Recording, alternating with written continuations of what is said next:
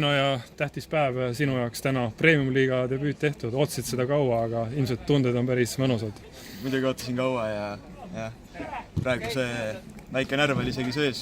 Kodupublik andis ka kindlasti suure nagu boost'i ja väga uhke olen. Mis sa nii-öelda kõrvalt selle, olid ikkagi suurema osa mängust seal pingi peal vaatasid, et mis tunne nagu jäi, et milles me täna vastasest üle olime? Tegelikult me vaatasimegi video ülevaate tegime koosoleku ja siis leidsimegi Kalevi nõrgemad kohad üles ja siis me neid ka kasutasime hästi ära. Aga mis siis miinuspoole pealt, siis täna tundus, et jäi päris palju rünnakuid ja ei realiseerinud seda. Sa oled nüüd ise kõvasti selle hooaja eel tööd teinud ja läinud see vorm ka aina paremaks saanud, treenerid kõvasti kiita, et mis nüüd järgmisena need eesmärgid Karl pingile jätta?